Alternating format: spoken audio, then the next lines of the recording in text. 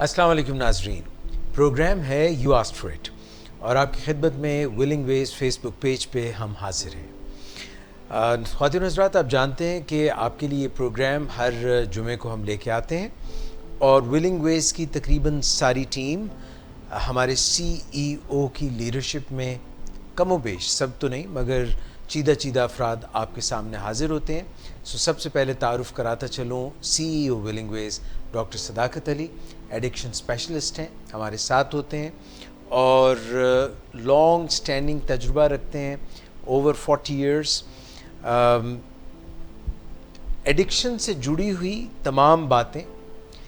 مگر کیونکہ ڈاکٹر صاحب بنیادی طور پہ ڈاؤ میڈیکل کالج کے گریجویٹ ہیں، M B B S doctor بھی ہیں اور جنرل پریکٹیشنر بھی رہے ہیں، اپنے اوائل میں جو ہے ایز جنرل پریکٹیشنر لاہور میں کام کرتے رہے ہیں۔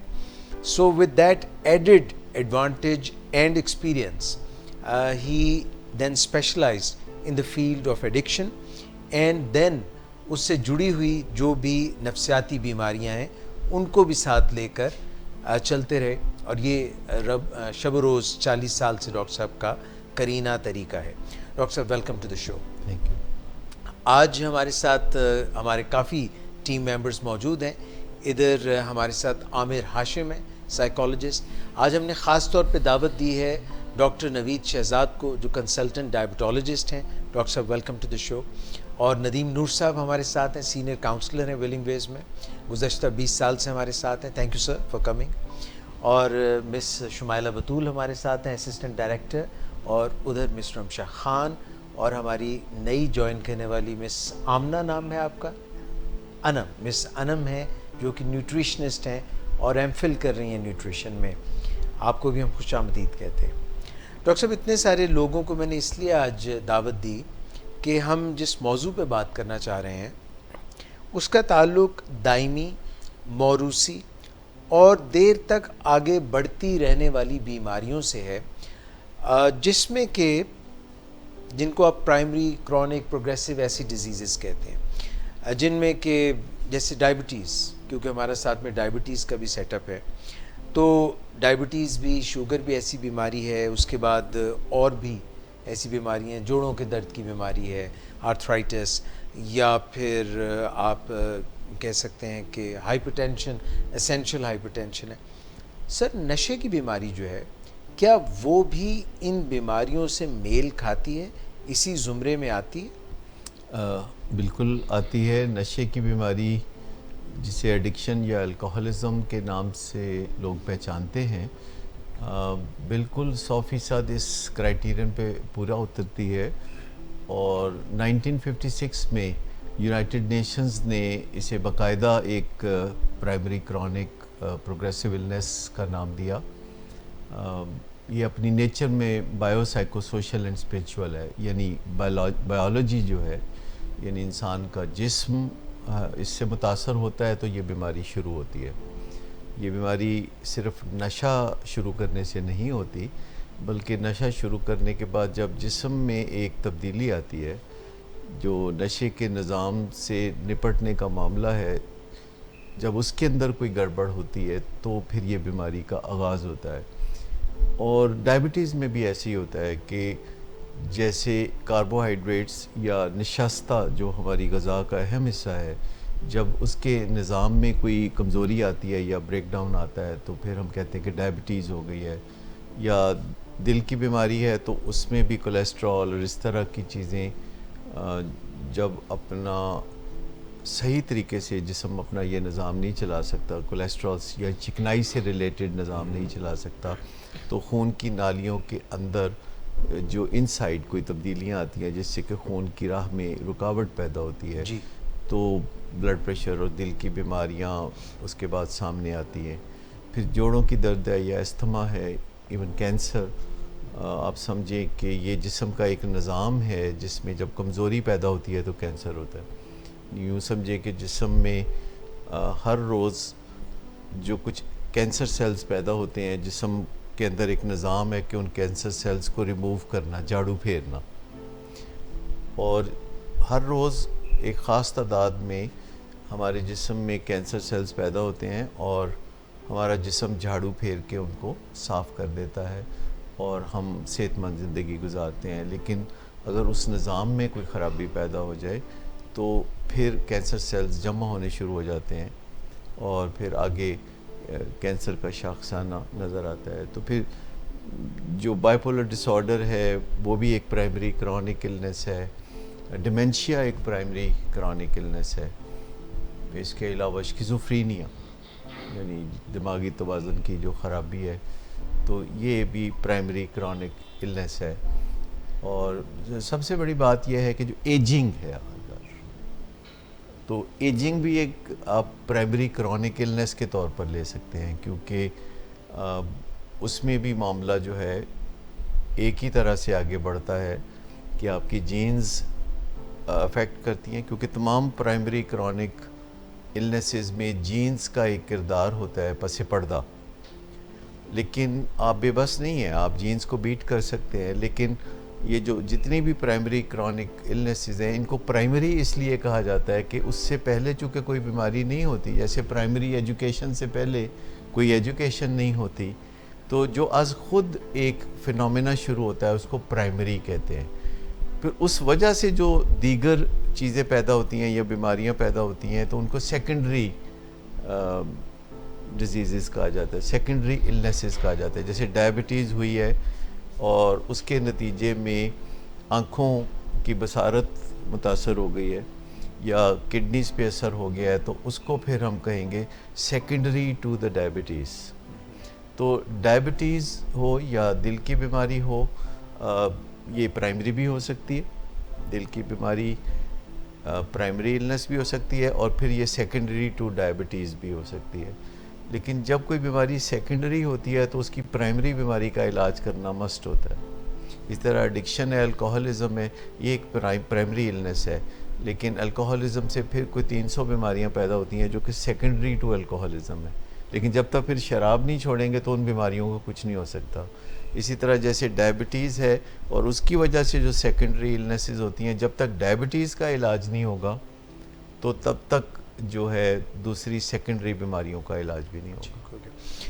ڈاکٹر نوید شہزاد, آپ سے پوچھنا چاہوں گا کہ آپ یہاں پہ ڈائبیٹک پیشنٹس بھی دیکھتے ہیں, آپ اینڈوکرینولوجیکل جو پرابلمس ہیں ان کو بھی دیکھتے ہیں, اور ساتھ میں جو ہمارے ایڈکشن کے پیشنٹس ہیں ان کی جو ہے فزیکل سائڈ اگر کوئی پرابلم آ رہی ہوتی تو اس کو بھی دیکھتے ہیں. تو یہ جو ابھی ڈاکٹر صداقت نے بات چیت کی ہے اس کو آپ کیسے کو ریلیٹ کرتے ہیں, کیا دیکھتے ہیں آپ پیشنٹس میں؟ جو ہمارے ولنگ ویز میں انڈور پیشنٹس ہیں ان میں ڈائبٹیز بھی نظر آتی ہے, ایڈکشن بھی نظر آتی ہے, اور کئی لوگوں میں جو ہے کوئی سائیکولوجیکل ایلمنٹ بھی ہوتی ہے, ساتھ میں جو ہے کوئی اور مسئلہ بھی چل رہا ہوتا ہے, فزیکل کولیسٹرول ہائی ہوتا ہے, دل کا مسئلہ ہوتا ہے. سو کنیکٹ کیا ہے؟ دیکھیے یہ ساری ڈیزیزز سر نے جیسے بتایا ہے ڈاکٹر صداقت نے کہ یہ آپس میں انٹر لنکڈ ہے. ایک فنومنا جو ہے وہ پرائمری تو چل ہی رہا ہے, اس کے اوپر جو دوسرا فنومنا ہے وہ یا تو اس کو بڑھا دے گا یا اس کو کم کر دے گا. جیسے اگر کسی کو الکوہلزم ہے تو اس سے جو ہے وہ لیور کے مسائل ہو جاتے ہیں پیشنٹس کو. تو ہمارے جو پیشنٹ ہے الکوہلزم سے جو ہے وہ ڈائبٹیز بھی ورس ہوتی ہے. اگر کسی کے اندر چھپی ہوئی ہے تو وہ جو ہے اس کو باہر نکال دے گا. تو اس لیے یہ ساری جو ڈیزیزز ہیں وہ آپس میں انٹر لنکڈ ہوتی ہیں, اور ان کے لیے جو پرائمری جو خاص طور پہ جو ٹریٹمنٹ ہے وہ فوکس جس طرح سر نے بتایا کہ وہ ہمیں چاہیے کہ ہم ایک ہی چیز کو پہلے ٹریٹ کریں, پھر اس کی دوبارہ جو دوسری پیچیدگی ہیں ان کو دیکھیں, بجائے یہ کہ ہم پیچیدگیوں کو دیکھتے رہیں اور پرائمری بیماری کو اسی جگہ چھوڑ دیں. تو اسی طرح یہ چیزیں آپس میں انٹر لنکڈ ہیں اور ہمیں ان کے کنیکشن کو سمجھنا اور جاننا ضروری ہے. کیونکہ میرے لیے یہ بالکل ایک نیو ایکسپیرینس تھا. میں اس سے پہلے بالکل اس طرح کے پیشنٹس کبھی بھی انٹر کنیکٹڈ پیشنٹس نہیں دیکھے. کیونکہ میڈیکل ہے تو بس صرف ڈائبٹیز دیکھنی ہے, اس کے پیچھے سائیکولوجیکل ایشوز یا اس کے پیچھے جو اور ایڈکشن ایشوز ہیں وہ نہیں دیکھنے. تو یہ بھی ایک ہے کہ نیو مطلب کیا کہتے ہیں لرننگ ہے میرے لیے, اور کافی کنیکشن ہے ان بیماریوں کا آپس میں, اور یہ ایک دوسرے کو جو ہے یا تو سپروین کرتی ہیں یا انٹروین کرتی ہے ایک دوسرے کے ساتھ. تو اس لیے دے آر کنیکٹڈ, میرا تو یہ خیال ہے. اچھا, عام پیشنٹ یہ سمجھتے ہیں کہ اگر انہیں دو مختلف بیماریاں ہیں تو وہ اپنے اپنے طور پر الگ الگ بیماریاں ہیں, لیکن چونکہ وہ ایک ہی بندے کو ہوتی ہیں تو وہ بیماریاں آپس میں رشتہ دار ہوتی ہیں. جیسے ڈائبٹیز ہے اور دل کی بیماری ہے اور بلڈ پریشر ہے تو یہ ایک دوسرے کو ایڈورسلی افیکٹ کرنا شروع کر دیں گی. لیکن آپ سب سے پہلے جو پرائمری کرونک النس ہے اس کی طرف توجہ دیتے ہیں اور پھر سیکنڈری النیسز کو بھی ساتھ ساتھ علاج میں کرتے ہیں. لیکن اگر آپ کسی جگہ کانٹا چبھا ہوا ہے اور آپ مرہم رکھتے ہیں اور پٹی کرتے ہیں تو وہ زخم کبھی بھی ٹھیک نہیں ہوگا جب تک کہ وہ اصل کانٹا جو ہے جو چبھا ہوا ہے تب تک وہ نہیں نکالتے. تو جی آپ شاید بتانا چاہیں گے کہ اگر دل میں کانٹا چبھا ہو تو اس کو کیسے نکالتے ہیں. ندیم نور صاحب. جی سر، ان بیماریوں کے بارے میں آپ میڈیکل ڈاکٹرز نے کلینکل پیرالل تو ڈرا کیے نا کہ کیسے یہ ایک دوسرے جیسی بھی ہیں اور ایک دوسرے کو بڑھاوا بھی دیتی ہیں. سرپرائزنگلی کاؤنسلنگ اور سائیکو تھراپی دونوں میں سم ہاؤ انہی بیماریوں کے جو ٹولز استعمال کیے جاتے ہیں جن سے ان کی ایموشنل یا سائیکولوجیکل سائٹ کو بھی ریکوری ملتی ہے، وہ بھی انٹرچینجبلی یوز ہوتے ہیں. جیسے میرے ذہن میں آ رہا ہے کہ 12 اسٹیپ پروگرام جو دنیا بھر میں الکوہولزم ایڈکشن کے لیے کافی سالوں سے فائدہ دے رہا ہے، بہت بڑی فیلوشپ ہے، اسی پروگرام کو صرف الکوہولزم کا ورڈ آپ ہارٹ ڈیزیز سے سبسٹیٹیوٹ کر دیں یا ڈائبٹیز سے سبسٹیٹیوٹ کر دیں تو وہی پروگرام وہاں پر بھی بہترین رزلٹس دینے لگتا ہے. It seems like they are cut from the same cloth. بیماریاں تو یہ جو آپ سپورٹ گروپ کی بات کر رہے ہیں یہ نہ صرف یہ ثابت شدہ ہے کہ الکوہولزم اور ایڈکشن کی بیماری میں سپورٹ گروپ بہت مدد کرتے ہیں ریکوری میں، بلکہ ڈائبٹیز میں اور ہارٹ ڈیزیز میں اور اس جیسی تمام پرائمری کرونک النسز میں ایک سپورٹ گروپ جو ہے وہ میریکولس اثر رکھتا ہے. ایک فائنل ٹچ ہے جو خوبصورتی ہے علاج کی اس کو بڑھاتا ہے کہ آپ ایسے لوگوں کے درمیان بیٹھیں جو اسی مسئلے سے گزر رہے ہیں جس مسئلے سے آپ گزر رہے ہیں، اور ان میں سے کچھ لوگ آپ سے آگے کامیابی کے مرحلے طے کر رہے ہیں اور کچھ لوگ آپ کے پیچھے ہیں. تو سب ایک دوسرے کی نہ صرف رہنمائی کر سکتے ہیں بلکہ جو ایمپیتھی ہے، جو ایک دوسرے کا درد سمجھنے کی بات ہے، تو اس محفل میں جہاں ایک جیسی بیماریوں یا ایک جیسے مسائل سے گزرنے والے لوگ بیٹھے ہوتے ہیں وہ معجزانہ طور پر لوگ اس سے ریلیکس محسوس کرتے ہیں. عامر آپ کچھ کہنا چاہ رہے ہیں؟ ڈاکٹر صاحب ادھر جو ہم انڈورز ہمارے پاس جو پیشنٹس ہیں ان میں اکثر دیکھا جاتا ہے کہ جب وہ ہمارے پاس ایڈمٹ ہوتے ہیں اس کے کافی ٹائم گزرنے 30-40 ڈیز کے بعد ان کو کوئی ایسی پرابلم رونما ہوتی ہے جو کہ وہ اگر ان سے پوچھا جائے، ہسٹری میں لی جائے کہ کیا آپ کو کبھی دانت میں کوئی ایسا مسئلہ تھا یا بیک بون کا مسئلہ تھا یا آپ کے نی کا کوئی پرابلم تھا، تو وہ کہتے ہیں نہیں. لیکن جب وہ ڈرگ سے جان چھٹکارا حاصل کر رہے ہوتے ہیں اور دوسری طرف ہم ٹریٹمنٹ دے رہے ہوتے ہیں تو پھر یہ چیزیں جو رونما ہونا شروع ہوتی ہیں اس کا کیا؟ دیکھیے جیسے آپ ایڈکشن اور الکوہولزم کے ریفرنس سے یہ بات کر رہے ہیں تو ایڈکشن اور الکوہولزم میں بیماریاں چھپی رہتی ہیں. جیسے اگر کوئی نارکوٹکس استعمال کرتا ہے یا الکوہل استعمال کرتا ہے تو اس کے دانت کا درد تو اس میں چھپا رہے گا، اور اگر دانت میں درد نہیں ہوگا تو اس کا مطلب یہ نہیں ہے کہ دانت میں کوئی بیماری نہیں ہے. تو نہ صرف دانت کا درد بلکہ گھٹنوں کا درد اور بہت ساری دیگر ایسی النیسز ہوتی ہیں جو کہ نارکوٹکس کے استعمال کے دوران، یعنی جب لوگ نشہ کر رہے ہوتے ہیں تو وہ ان کو کوئی درد نہیں ہوتا، تو اس کا مطلب یہ نہیں کہ ان کو وہ بیماری نہیں ہے. اور جب وہ ڈیٹاکسیفیکیشن کے پروسیس سے گزرتے ہیں اور وہ بالکل بغیر نشے کے کچھ عرصہ یعنی 2-4 ہفتے زندگی گزارتے ہیں تو آہستہ آہستہ ان کے جسم میں جو دیگر بیماریاں جو چھپی ہوئی تھیں نشے کے پیچھے، نہ صرف دیگر بیماریاں بلکہ کچھ مسائل بھی ابھر کر ایسے سامنے آنا شروع ہوتے ہیں جو پہلے مریضوں نے خود چھپا رکھے تھے. تو علاج کے ابتدائی مرحلے میں یہ چیزیں ابھر کے سامنے آتی ہیں. مسئلہ اپنے پورے گمبھیر انداز میں فیملی اور علاج کرنے والوں کے سامنے آتا ہے اور انہوں نے پھر وہ سٹیپ بائی سٹیپ پروگرام کے تحت ان کو زندگی میں بحالی کی طرف لانا ہوتا ہے.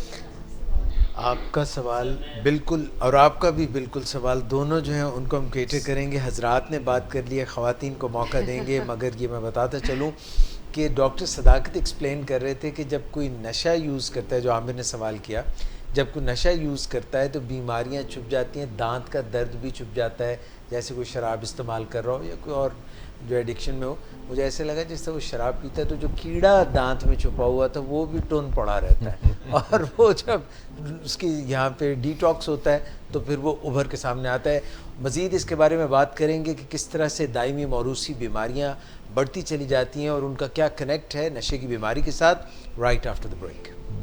جب ایک چیز روٹین ہو جائے گی دانت میں تو پتہ اور نہیں آپ کوئی- پہلے دن سیمپل مانگیں گے تو یونیورسٹی میں کچھ نہ کچھ مسئلہ ہوگا, پھر دوسرے دن بھی ہوگا, پھر ہفتے 2 ہفتے کے بعد وہ معاملات سیٹل ڈاؤن ہونے شروع ہو جائیں گے, مہینے بعد وہ ایک روٹین بن جائے گی. جب تک یونیورسٹی کے ٹیچرز خود آگے بڑھ کے لیڈنگ فرام دی فرنٹ کا کردار نہیں کریں گے اور خود اپنے یورین سیمپل نہیں دیں گے, تب تک سٹوڈنٹس بھی ریلیکٹنٹ ہوگے. لیکن جیسے اگر آپ روزانہ 10 سٹوڈنٹ کا یورین سیمپل لیں گے تو اگر آپ 100 ٹیچرز میں سے ایک کو والنٹیئر کرنے کے لیے کہیں, سٹوڈنٹس کے جو سیمپل ہے وہ رینڈم ہوں گے تو ٹیچرز کے سیمپل جو ہوں گے وہ والنٹری ہوں گے, اور سٹوڈنٹس یہ فینومینا دیکھیں گے کہ تم نے سیمپل دیا ہے جو کہ کلیئر نکلے گا اور اس پہ آپ کو کوئی ریوارڈ, کوئی شاباش, کوئی شیلڈ ملے گی. جو بنیادی شرط ہے کہ کسی بھی کام میں جو رسپیکٹ ہے, جو ہیومن نیڈ ہے, وہ قائم رکھنا بہت ضروری ہے. لیکن جتنی بھی آپ احتیاط کریں, جن لوگوں کے یورینز پازیٹیو آئیں گے تو کچھ نہ کچھ سٹگما تو اس پہ اٹیچ ہوگا.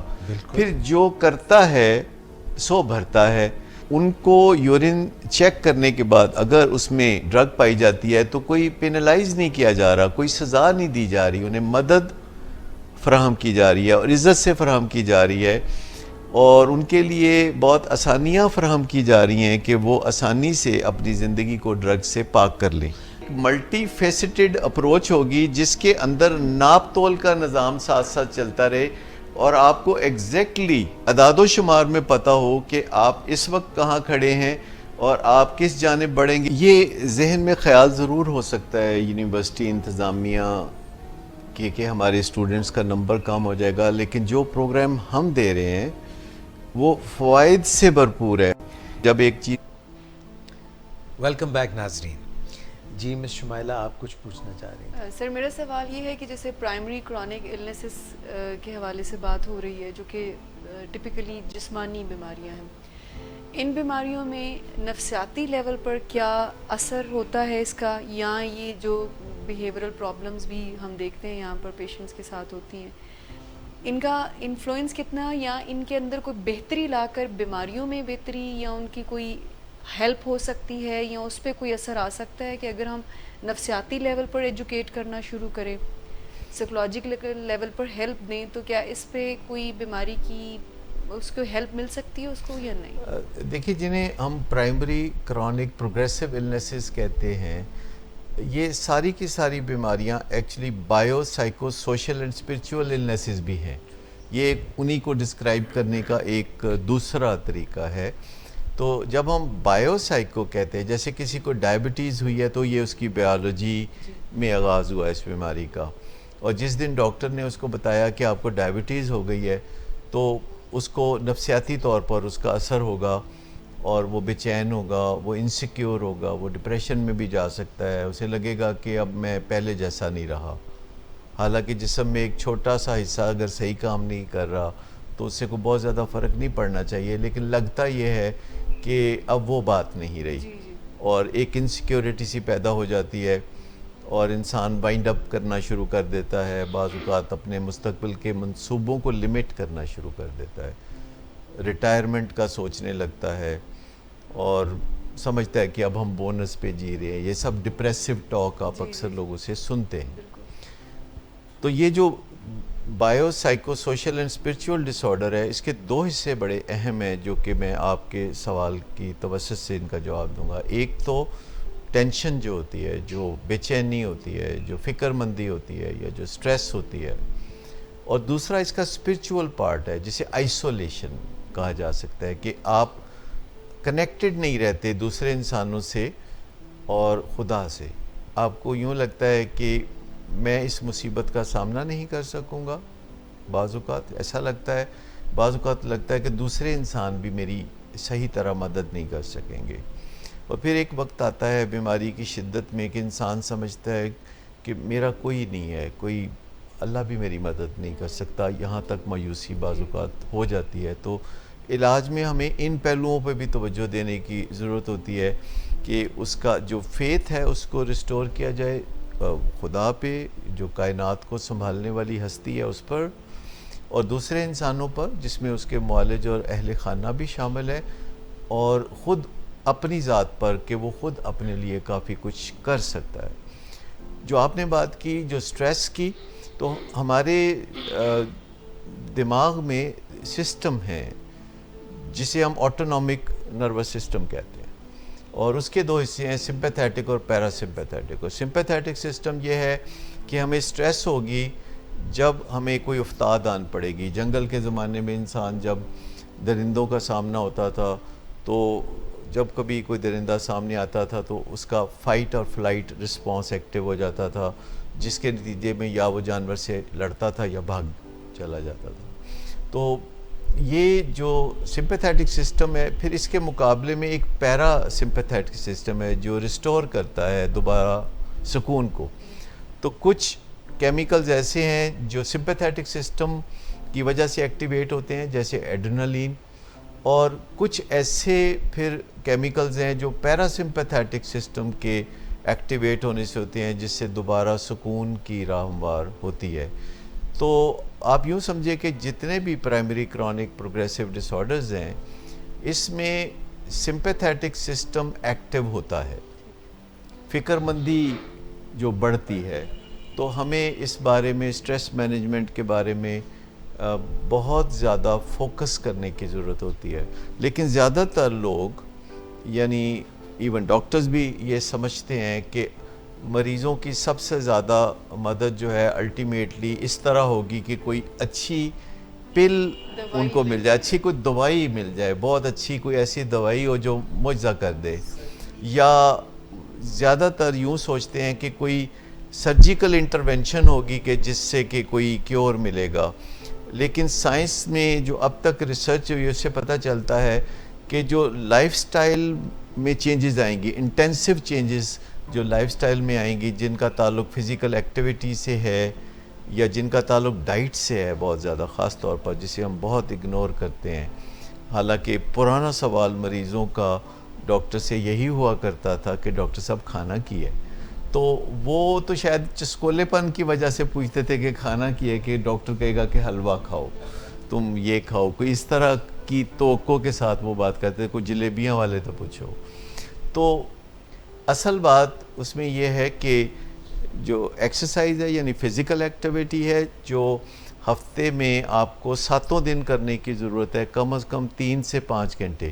اب یہ ورزش کی میں بات اس طرح نہیں کر رہا جم جا کے، جیسے آپ کام کاج کی جگہ پہ ہیں، آپ پیدل چل رہے ہیں، آپ سیڑھیاں اتر رہے ہیں، آپ سیڑھیاں چڑھ رہے ہیں، اور آپ مختلف جگہوں پہ چھوٹے فاصلے جو ہیں وہ ویسے طے کر رہے ہیں، تو آپ کم از کم 10 سے 15 ہزار سٹیپس روزانہ آپ کر رہے ہیں. تو اس کو ہم کہتے ہیں کہ 7 days a week ایک فزیکل ایکٹیویٹی 3 to 5 hours کی آپ کو چاہیے، جو ماڈریٹ ہو، بہت زیادہ سخت نہ ہو. لیکن ہفتے میں 2 دن آپ ایسی ایکسرسائز بھی کریں گے جسے اسٹرینوس ایکسرسائز کہتے ہیں، جس سے آپ کی مسل ٹون اور آپ کے دل کے اندر مضبوطی پیدا ہوگی. لیکن ڈائٹ کا معاملہ جو ہے وہ اس پہ بہت زیادہ توجہ دینے کی ضرورت ہے کہ آپ کی ڈائٹ پلانٹ اوریجن کی ہو. زیادہ تر آپ ویجیٹیرین ڈائٹ لیں اور اینیمل اوریجن کی ڈائٹ آپ کم سے کم آپ سے لیں، اور چکنائی کا استعمال بھی آپ یعنی کم سے کم کریں. تو سٹریس مینجمنٹ اس میں بڑا پہلو ہے جو آپ نے ذکر کیا کہ سٹریس مینجمنٹ کے بغیر الٹی گنگا بہتی رہے گی، سیدھی گنگا نہیں بہے گی. اس لیے یہ بات کی کہ سم ٹائم ہم چونکہ ڈائبیٹک پیشنٹس کو بھی ہم یہاں پر دیکھتے ہیں تو وہ اپنا میڈیسنس کا بھی خیال رکھ رہے ہوتے ہیں، اپنی ڈائٹ کا بھی سم ہاؤ رکھ رہے ہوتے ہیں اور واک بھی کر رہے ہوتے ہیں، بٹ ان کا شوگر لیول پھر بھی ٹھیک نہیں آ رہا ہوتا. تو پھر ہمیں ڈاکٹر جو یہاں پہ ڈائبیٹولوجسٹ ہیں ان سے پتہ چلتا ہے کہ یہ کہیں نہ کہیں پر اس گریف سے ہی نہیں نکل رہے ہیں کہ ہمیں ڈائبٹیز. وہ سٹریس کی وجہ ہے نا، کہ سٹریس جب ہوتی ہے تو جہاں اور بہت ساری تبدیلیاں جسم میں واقع ہوتی ہیں، ایک تبدیلی سٹریس سے یہ ہوتی ہے کہ لیور سے سٹور شوگر خون میں آتی رہتی ہے، جو کسی اچھے نیت سے آتی ہے کہ کوئی مصیبت ہے تو میں مدد کر دوں توانائی فراہم کر کے. لیکن ڈائبٹیز میں تو مصیبت ہی بذات خود شوگر ہوتی ہے، لیکن لیور جو ہے جو ناسبجی سے سٹریس کے دوران اور شوگر خون میں بھیجتا رہتا ہے، اور اس طرح جو بلڈ شوگر کو مانیٹر کرنا ہے وہ اور مشکل ہو جاتا ہے، کنٹرول کرنا اور مشکل ہو جاتا ہے.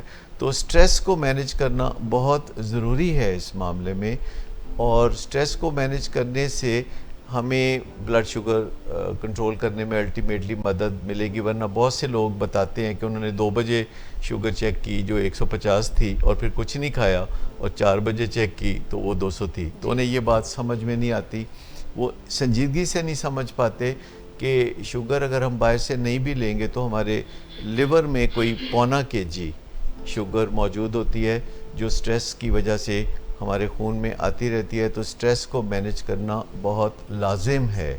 اور چوتھی چیز جو ہے وہ ریلیشن شپ پہ ہے، جس پہ آگے چل کے ہم تھوڑا سا بات کریں گے. انٹینسیو لائف سٹائل چینج یقینی طور پر کسی بھی میڈیسن یا سرجیکل انٹرونشن سے ہماری صحت پہ زیادہ اچھے اثرات ڈال سکتی ہے. تمام پرائمری کرونک النیسز میں، چاہے وہ ہارٹ ڈیزیز ہو، چاہے ڈائبٹیز ہو، اور چاہے بائیپولر ڈس آرڈر ہو، اس میں ہم دواؤں کی طرف، میڈیسنز کی طرف چونکہ ہمارا فیتھ بہت پچھلے 100 سال سے ڈیولپ ہو گیا ہے، کیونکہ یہ جتنی بھی کارآمد دوائیں ہیں یہ تقریباً 100 سال پہلے آنا شروع ہوئی تھی. اس سے پہلے تو پرائمری کرونک النیسز کے لیے، بلڈ پریشر کے لیے، ڈائبٹیز کے لیے کوئی دوا نہیں ہوتی تھی، اور پرہیز بے انتہا کیا جاتا تھا، اور اس سے خاطر خواہ نتائج بعض اوقات نہیں نکلتے تھے، کیونکہ دوا بھی ایک اہم جزو ہے ان بیماریوں کے علاج کا. اکثر ڈیزیز پریونشن میں بھی ریکمینڈ کیا جاتا ہے کہ آپ اپنے آپ کو ڈیزیز سے بچا سکتے ہیں لائف سٹائل چینج اڈاپٹ کر کے. تو کیا یہ primary chronic progressive diseases prevent بھی کیے جا سکتے ہیں؟ ڈیفینیٹلی آپ اپنی جینز کو بیٹ کر سکتے ہیں. فرض کریں ہمیں پہلے سے اندازہ ہے کہ ہمیں کچھ بیماریوں کا سامنا ہو سکتا ہے، جیسے مجھے پہلے سے اندازہ تھا کہ میری جینز میں کچھ بہت ساری بیماریاں پائی جاتی ہیں، کیونکہ آباء و اجداد کو آپ دیکھ رہے ہوتے ہیں، آپ اپنے خالہ، ماموں، پھپھو، چچا، تایا کو دیکھ رہے ہوتے ہیں، تو جو ان کو بیماریاں ہوتی ہیں یا جو زندگی میں ان کو مسائل آتے ہیں، زیادہ تر امکان یہی ہے کہ آگے چل کے آپ کو بھی وہی چیلنجز درپیش ہوں گے. لیکن ہم اپنے آباء و اجداد کے بارے میں اس طرح نہیں سوچتے. ہم ان کو ایک عزت اور تکریم کے حوالے سے ہی سوچتے ہیں، اور ان کی زندگی میں جو مسائل اور چیلنجز اور بحران تھے جن سے وہ کامیابی سے عہدہ برا نہ ہو سکے، ان کی طرف ہم زیادہ نظر نہیں ڈالتے.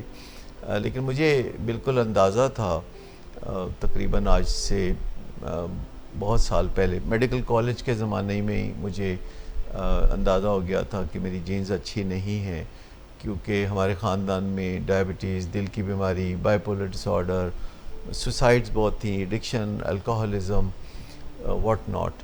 تو مجھے سمجھ میں آ گیا کہ مجھے اس سے بچاؤ کے لیے جدوجہد کرنی ہوگی.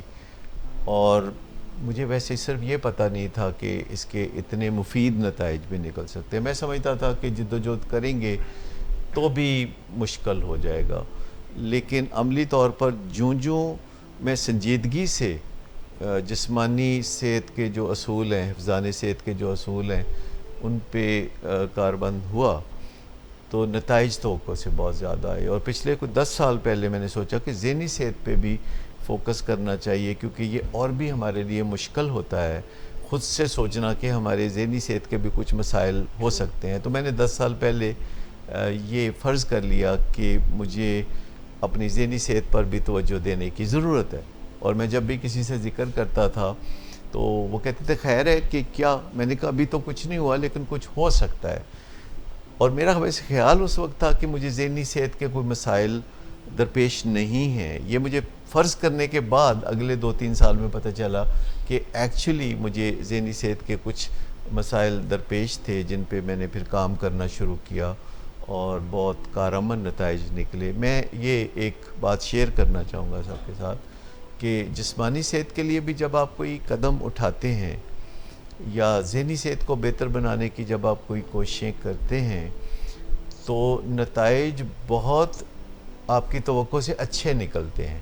یہ جو عام خیال ہے نا کہ نہیں کوئی خاص فرق نہیں پڑتا, جو تکلیف یا کوئی بیماری قسمت میں لکھی ہو وہ تو ہو کے رہتی ہے, اور موت کا ایک دن مقرر ہے, آپ جتنا مرضی الٹے سیدھے کام کریں اس سے کوئی فرق نہیں پڑتا. میں آپ کو بڑی سنجیدگی سے بتاؤں گا کہ یہ سب غلط باتیں ہیں, یہ بالکل گمراہ کن باتیں ہیں, اور اگر آپ جو کچھ بھی کرتے ہیں اللہ تعالیٰ اس میں اپنا فضل کرتا ہے اور آپ کو ثمرات کی بارش محسوس ہوتی ہے. یہاں پہ ایک بریک لیں گے اور بریک سے پلٹ کے آئیں گے تو ہمارے جتنے بھی ساتھی بات کرنا چاہتے ہیں وہ مزید بات کریں گے. گھروں میں بھی بات چیت کے لیے ہم مشورہ دیتے ہیں اور لوگ ان پرنسپل ہماری اس بات سے بہت اتفاق بھی کرتے ہیں, لیکن بعد ازاں جب وہ رپورٹ کرتے ہیں تو وہ یہ کہتے ہیں کہ ہم نے بات چیت تو بڑے آرام سے شروع کی تھی لیکن پھر بہت فساد ہوا, بہت گڑبڑ ہوئی, بہت شور شرابہ ہوا, ہم غصہ کرنا تو نہیں چاہتے پر ہم سے غصہ ہو جاتا ہے. 4 نکات ہیں جو کہ میں آج کے پروگرام میں ڈسکس کرنا چاہوں گا کہ اگر ان نکات کو ہم فالو کریں, ازبر کر لیں اور اپنی ایمانیات کا حصہ بنا لیں, کیونکہ جن چیزوں کو ہم ایمانیات کا حصہ بنا لیتے ہیں, اپنی پیراڈائمز بنا لیتے ہیں, بلیف بنا لیتے ہیں, تو پھر ہمیں اس میں کوئی دو رائے نظر نہیں آتی. پہلا نقطہ یہ ہے کہ زندگی کے کسی بھی شعبے میں بات کرتے ہوئے ہم کلیئر ورڈز میں دوسرے کو بتا دیں کہ ہم چاہتے کیا ہیں, یعنی ڈوز اینڈ ڈونٹس کو بتا دیں. اور دوسرا نقطہ پھر یہ ہے کہ ہم بتا دیں کہ اگر کوئی اس کی خلاف ورزی کرے گا, پہلو تہی کرے گا یا وعدے پہ پورا نہیں اترے گا تو اس کو نتائج کیا ملیں گے, اچھے یا برے, اور اس کے بارے میں ہماری کریڈیبلٹی ہونی چاہیے کہ جو بات ہم کریں اس بات پہ پھر عمل پیرا بھی ضرور ہو. تیسرا نقطہ یہ ہے کہ جب ہم بات چیت کر رہے ہوں تو تپنا نہیں ہے. چوتھا نقطہ یہ ہے کہ جب آپ بات چیت کر رہے ہوں اور آپ اب غصہ بھی نہیں کر رہے, آپ نے ڈوز اینڈ ڈونٹس کی بات بھی کر لی, آپ نے نتائج بھی کر دیے, آپ نے غصہ بھی نہیں کیا, تو اب دوسرا بندہ جو ہے وہ تھریٹس دے رہا ہے. وہ تھریٹس یا تو آپ کو دے رہا ہے کہ آپ کا کوئی نقصان کرے گا یا وہ آپ کے ساتھ کوئی برا سلوک کرے گا, یا وہ تھریٹس دے رہا ہے کہ وہ اپنے آپ کے ساتھ کوئی برا سلوک کرے گا.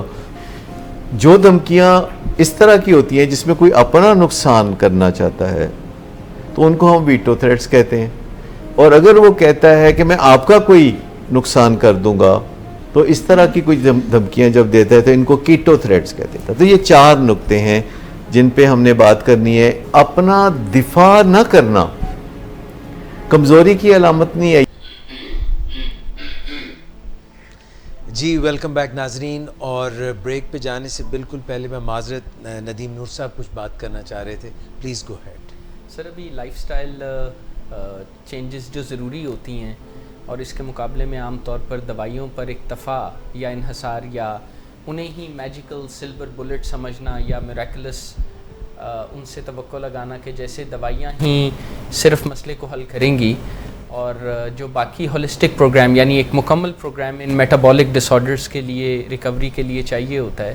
ڈائٹ کا بھی ذکر ہو رہا تھا, آپ کی بات سنتے ہوئے مجھے یاد آ رہا تھا کہ ابھی حال ہی میں کلیولینڈ کلینک اور ہارورڈ میڈیکل اسکول کے 2 ڈاکٹرز نے, جیسے ڈاکٹر صداقت صاحب ذکر کر رہے تھے, پلانٹ بیسڈ ڈائٹ کے استعمال کو 45,000 سبجیکٹس میں دنیا بھر میں اسٹڈی کیا اور یہ بتلایا کہ heart disease and other primary chronic and progressive illnesses میں واحد وہ ڈائٹ ہے جو it is actually seen to reverse the severity of the disease, اس کی شدت تک کو کم کرنے میں پروو ہوا ہے. ڈائٹ کا رول اتنا زیادہ ہے, پہلے ایسا نہیں سمجھا جاتا تھا, پہلے سمجھا جاتا تھا کہ شاید پرہیز کرنے سے جتنا جو نقصان ہو چکا ہے وہیں تک معاملہ رک جائے, لیکن اب جو نیو سائنٹیفک ایویڈنس یہ ہے کہ ڈائٹری چینجز سے بیماری کی شدت کو بھی ریورس کیا جا سکتا ہے.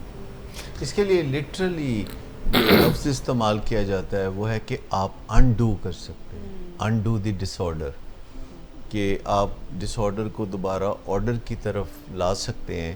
اور یہ خیال آج سے 20-25 سال پہلے عام نہیں تھا.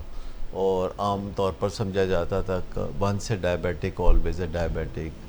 تو اب وہ اس طریقے سے یعنی جو آپ آگے کی تبدیلیاں دیکھتے ہیں جو کہ بیماری کا شاخسانہ ہے تو آپ پیچھے کی تبدیلیوں سے واپس پچھلے سٹیٹس پہ آ جاتے ہیں. جی. تو اگرچہ وہ ہسٹری جب ہوتی ہے کہ ڈائبٹیز آپ کو رہی تو امکان یہی ہوتا ہے کہ پھر بھی کبھی ہو سکتی ہے، لیکن آپ چاہیں تو بغیر دواؤں کے زیادہ تر اکثریت مریضوں کی ایسی ہیں کہ جو بغیر دواؤں کے بھی اپنی بلڈ شوگر کو مکمل قابو میں رکھ سکتی ہے. اور اس کے لیے جو انٹینسیو کا لفظ ہے ایک تو یہ بہت اہم ہے. دوسری بات ہے کہ آگاہی خالی نہیں ہے، عمل کرنے کی بھی ضرورت ہوگی کہ نوئنگ اور ڈوئنگ کے درمیان جو گیپ ہے جو بعض اوقات بہت وسیع ہوتا ہے، اور زیادہ تر ڈاکٹر بھی مایوسی میں یہ سمجھتے ہیں کہ مریض ان ہدایتوں پر عمل کبھی بھی نہیں کریں گے تو لہٰذا اس کو چھوڑ ہی دیا جائے، اور جو بھی بیماری ہو تو اس کو بہتر بنانے کے لیے کوئی نہ کوئی دوا دے دی جائے. اور یہ آگاہی بہت کم دی جاتی ہے کہ آپ اپنے ڈس آرڈر کو ریورس کر سکتے ہیں یا آنے والی بیماریوں سے بچ سکتے ہیں. یہ بات مشکل سمجھی جاتی ہے ڈاکٹرز کی نظر میں، حالانکہ یہ مشکل نہیں، یہ ڈیلی بیسس پہ کرنے کا کام ہے. یہ آج کے بعد آئندہ آنے والی ساری زندگی میں کرنے کا کام ہے، پر یہ اس میں کوئی مشکل والی بات نہیں. یہ ایسی ہی بات ہے جیسے کہ آپ اپنے دانتوں کو روز صاف کرتے ہیں اور آپ اسے مشکل نہیں سمجھتے جب یہ ہماری زندگی کا حصہ بن جاتا ہے. اسی طرح اگر ہمارے جو تعلقات ہیں دوسرے لوگوں سے اگر ہم پہلے ہی سوچ لیں کہ کسی سے الجھن پیدا ہی نہیں کرنی تو پھر یہ زیادہ مشکل نہیں. لیکن اگر آپ 100 جھگڑے کر کے سوچنا چاہتے ہیں کہ اب ہم بالکل نارمل ہو جائیں، آپس میں ٹھیک ٹھاک ہو جائیں، تو وہ بھی ممکن ہے، لیکن پھر وہ ذرا مشکل ہوگا. سر یہ بھی پتہ چلتا ہے کہ میرے کنٹرول میں ہے سچویشن، میں صرف پیسیولی سفر نہیں کر رہا، میں بھی کچھ کر سکتا ہوں اس کے ہاں، بارے میں. مریض کو چوائس تو پتہ ہونا چاہیے، اور اس کے لیے جو ایک پروگرام ہے موٹیویشن کا، اس کے 2 حصے ہیں جو کہ بہت ضروری ہیں. ایک حصہ جو اس کا ضروری ہے وہ یہ ہے کہ جو کام بھی آپ کریں اس میں آپ کو مزہ آنا چاہیے. ٹھیک، جو کام مزیدار نہیں ہوگا اس کا امکان ہے کہ وہ ادھورا رہ جائے گا. اور دوسری بات ہے کہ جب آپ کسی چیز کو میئر کرتے ہیں تو آپ کو پتہ چلتا ہے کہ اس کا کوئی فائدہ بھی ہوا ہے. تو جب آپ چیزوں کو میئر کرنا شروع کرتے ہیں، جیسے وزن کم کرتے ہوئے زیادہ تر لوگ ویٹ مشین پر کھڑے نہیں ہونا چاہتے پہلے، کیونکہ وہ چاہتے ہیں کہ وہ پہلے وزن کم کر لیں اور پھر ویٹ مشین پہ کھڑے ہوں اور اپنے آپ پہ فخر کرنا شروع کریں کہ ماں نے کتنا عظیم بیٹا جنا ہے.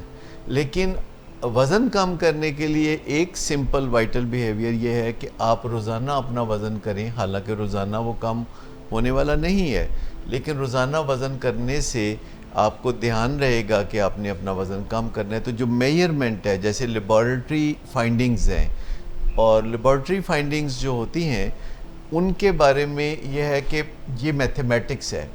اگر آپ میتھمیٹکس کو اپنی حمایت میں رکھتے ہیں، یعنی آپ 3 مہینے بعد یا 6 مہینے بعد کچھ ٹیسٹ کرواتے ہیں جو آپ کی میتھمیٹکس ظاہر ہوتی ہے کہ آپ کے جسم کے اندر کیمیکلز کس طرح کام کر رہے ہیں اور ان سے کیا نتائج نکل رہے ہیں، تو چیز کا مزیدار ہونا اور پھر میئریبل ہونا، آبزرویبل ہونا انسان کو جو ہے وہ موٹیویٹڈ رکھتا ہے. تو فیملی کے حوالے سے میرا ایک سوال آپ سے ہے کہ جب ایسی پرابلمز آتی ہیں تو فیملیز کا بیہیویئر سم ٹائم ان کی بیماری کو اور بڑھانے کی طرف ہوتا ہے کہ اگر ڈائبیٹک افسردہ ہے، سٹریس میں ہے اور اس کو یہ ٹینشن ہے کہ مجھے ڈائبٹیز ہو گئی ہے، یا الکوہلزم یا بائیپولر ڈس آرڈر میں، تو فیملیز وہ کام کرنا شروع کر دیتی ہے جو کہ پیشنٹ کی ڈیمانڈ ہونا شروع ہو جاتی ہے، اور ان کا بھی ایک پیراڈائم یہ ہونا شروع ہو جاتا ہے کہ اب اس کو جائز ہے سب کچھ کہنا، اور اگر یہ غصہ کرے تو سب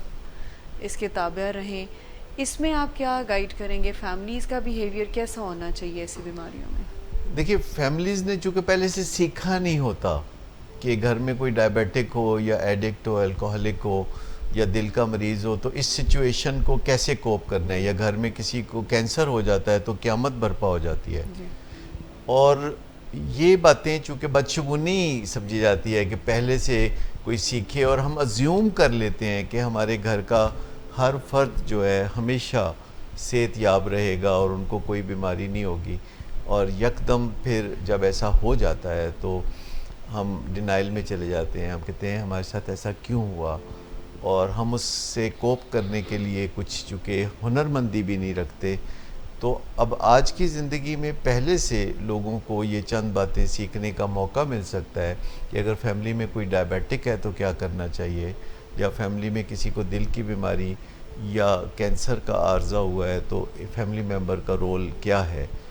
ان سب بیماریوں میں فیملی کا رول کافی ملتا جلتا ہے, لیکن یہ ڈیزیز اسپیسیفک بھی ہوگا کہ ڈائبٹیز میں کیسا رول ہوگا اور دل کی بیماری میں, اور کون سی بات کہنی ہے اور کون سی بات نہیں کہنی. اگر آپ ہسپتالوں میں بھی جا کے دیکھیں, جو مریض بستر پر لیٹے ہوتے ہیں اور لوگ ان کی تیمارداری کے لیے آتے ہیں, تو کافی مزیدار باتیں وہاں دیکھنے کو مل رہی ہوتی ہیں. سر وہ یہ لازمی سمجھ رہے ہوتے ہیں کہ ان کو ذرا ایک ترس اور بیچارے والا رول فیل کروایا جائے, یعنی جو مریض کی فیلنگز ہیں ان کے ساتھ چلنے کی وہ کوشش کرتے ہیں. جیسے ہسپتال میں مریض لیٹا ہوا ہے تو اس کو, میں پچھلے دنوں یہ کسی ہسپتال میں گیا تو ایک مریض پہ ایک خاتون کسی مریض کو کہہ رہی تھیں کہ پہنا کچھ نہ پوچھے ڈاکٹر کی کر دینے, ایتے ون کے رکھ دیں دینے.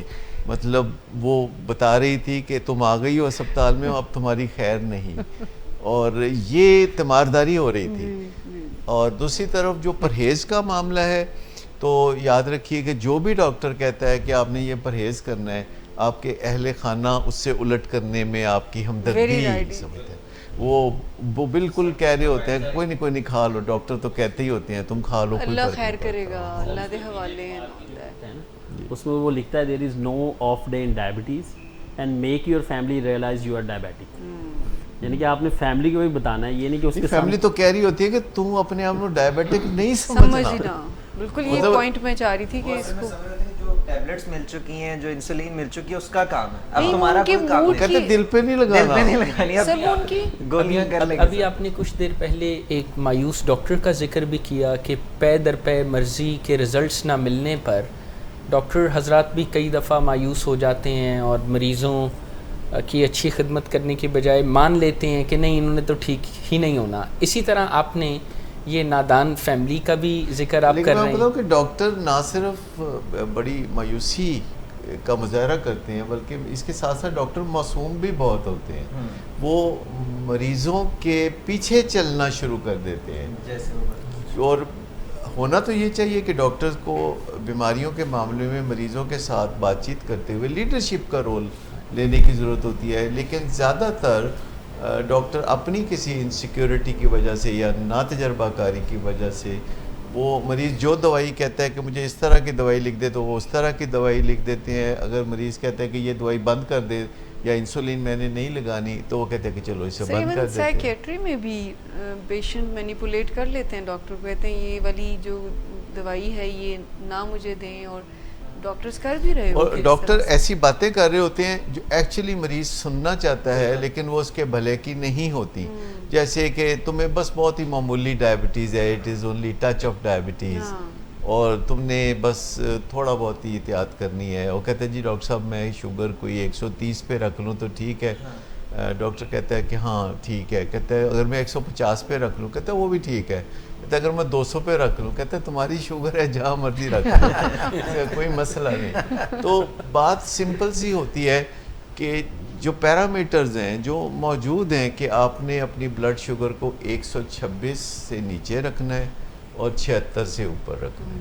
اب آپ اسی رینج میں, جو کہ بہت چھوٹی ونڈو ہے اور بہت چھوٹا رینج ہے, اس کے اندر رکھنا ہے. اسی طرح وزن کا معاملہ ہے کہ آپ نے اپنا وزن کتنا رکھنا ہے. تو یہ نہ ڈاکٹر کی مرضی ہے نہ آپ کی مرضی ہے. یہ جو معیاری چارٹس بنے ہوئے ہیں, اگر آپ یہ جاننا چاہتے ہیں کہ آپ کا وزن کتنا ہونا چاہیے یا کیا آپ اوور ویٹ ہیں یا آپ اوور ویٹ نہیں ہیں, یہ بات اگر جاننا ہو تو اب تو آپ گوگل پہ جا کے بڑے آسانی سے پوچھ سکتے ہیں کہ میرا اتنا قد ہے, میرا اتنا وزن ہے, کیا میں اوور ویٹ ہوں.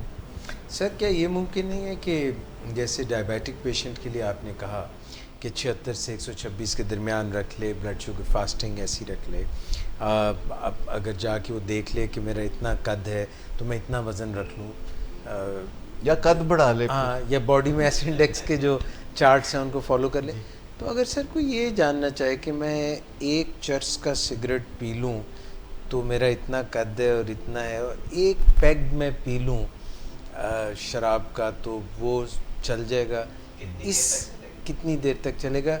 خواتین حضرات، یہ فائدہ حاصل کرنے کے لیے ڈاکٹر سے یہ جو ہے ایک ونڈو جو چھوٹی سی ہے، چھوٹی سی، وہ میں کوشش کروں گا رائٹ آفٹر دا بریک. آپ میرے ساتھ رہیے جو اس معاملے میں جانکاری حاصل کرنا چاہتے ہیں. جتنا کوئی ماڈرن شہر ہے یا ماڈرن گھرانہ ہے فار دیٹ میٹر، وہاں ایک دوسرے کے ساتھ چپکلش ماں باپ کے درمیان، میاں بیوی کے درمیان زیادہ پائی جاتی. سپرفیشلی ایسا لگتا ہے کہ یہ سب چیزیں کنٹریبیوٹ کر رہی ہیں انسانوں کے درمیان جو رنجشیں ہیں ان کو بڑھانے میں، لیکن در حقیقت ایسا نہیں ہے.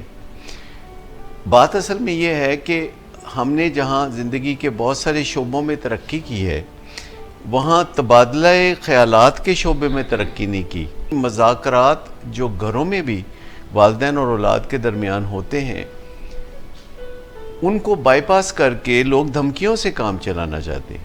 اس بات کا امکان ضرور ہے کہ آپ کو کسی سے مہربانی مل جائے، پر زیادہ تر لوگوں سے آپ کو جواباً مہربانی ملے. یہ کچھ سائنس کا کلیہ نہیں ہے، یہ نیوٹن کا تیسرا قانون نہیں ہے.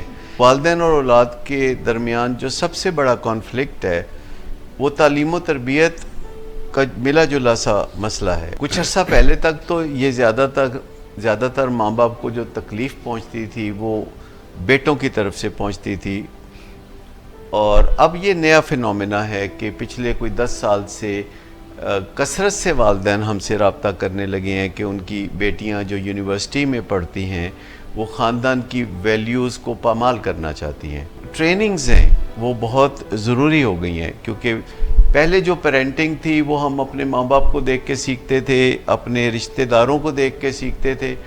اب یہ جو آرڈینری پیرنٹنگ سکلز ہیں یہ بچوں کے ساتھ معاملات طے کرنے کے لیے کافی نہیں ہے. یہ قبل از وقت ہمیں ماہرین سے سیکھنا چاہیے کہ کس موقع پہ بچہ کیا بات کرے تو ہم نے اس کو کیا جواب دینا ہے. میں بار بار دہراتا رہتا ہوں کہ جب بھی کوئی مسئلہ ہو تو ہمیں گوگل پہ جا کے اس مسئلے کے لیے کی ورڈز یوز کرنے چاہیے، یوٹیوب پہ جانا چاہیے. ہماری ویب سائٹ موجود ہے، ہمارا پیج موجود ہے جس کی 25 لاکھ سے زیادہ لائکس ہیں، اور یوٹیوب پہ اور فیس بک کے اوپر کو 5000 ویڈیوز ہیں جو زندگی کے مختلف امور میں بہت اچھے طریقے سے آپ مفت میں رہنمائی حاصل کر سکتے ہیں. جتنا جی ناظرین، آپ جب بریک پہ تھے ہم سب تو اسٹوڈیوز میں کافی چہم گوئیاں ہو رہی تھیں جو سوال میں نے ریز کیا تھا. ڈاکٹر صاحب، یہ نشے کے مریض جو ہیں جن کی آپ نے بتایا کہ یہ بھی ایک کرونک پرائمری پروگریسو ڈیزیز ہے اور ڈیزیزز کی طرح، تو یہ بھی اگر تھوڑی سی مطلب کوئی چرس، کوئی تھوڑا سا اور جو نشے ہیں ان کو مکس کر لیں، کوئی ایک آدھ لے لیں، تو ان کے لیے کوئی گنجائش نہیں ہے؟ دیکھیے، اس میں رسک ہے، 10% رسک ہے. اگر کوئی نشے کے تجربات کرتا ہے تو 10% رسک ہے کہ اسے نشے کی بیماری ہو جائے گی، اور پتہ نہیں چلتا. پہلے یہ پتہ بیماری ہونے کے بعد ہی چلتا ہے. تو مجھے یہ بتائیے کہ اگر 10% رسک ہو سفر پہ جانے میں زندگی کا، تو کوئی سمجھدار آدمی سفر پہ جائے گا جہاز میں یا گاڑی میں یا کسی جگہ؟ 10% رسک ایک بہت بڑا رسک ہوتا ہے. 100 میں سے 10 اور 1000 میں سے 100. تو دنیا میں بہت کارآمد لوگ اس غلطی میں، اس معصومیت میں چرس کا استعمال شروع کر دیتے ہیں، جو کہ ایک گیٹ وے ڈرگ ہے، اور یہ دماغ کے اندر ایسی تبدیلیاں لے آتی ہے کہ فردر ڈرگز کا استعمال بہت ضروری محسوس ہونے لگتا ہے. یعنی آپ کا دماغ انکلائنڈ ہو جاتا ہے دوسرے نشوں کی طرف. تو زیادہ تر دنیا میں جو لوگ بھی کسی نہ کسی نشے کی بیماری میں مبتلا ہوتے ہیں انہوں نے آغاز چرس سے کیا ہوتا ہے، اور یہ دنیا بھر میں وبا ہے. پاکستان میں بطور خاص یہ وبا ہے، اور ہر جگہ لگتا ہے کہ یہ وبا یہاں بہت زیادہ ہے. جیسے کہا جاتا ہے کہ KPK میں بہت زیادہ چرس پی جاتی ہے، ابھی پنجاب میں بھی کم نہیں پی جاتی، سندھ میں اس سے بھی زیادہ ہے، بلوچستان کا تو پوچھے ہی کچھ نہ. تو یہ ایک وبا ہے جس سے بچنے کے لیے آگاہی ضروری ہے. کہ جب آپ کوئی نشہ کرتے ہیں اور اگر آپ کو نشے کی بیماری نہیں بھی ہوتی تو آپ کو نشہ کرنے سے جو ضروری فکر ہے وہ نہیں ہوتی.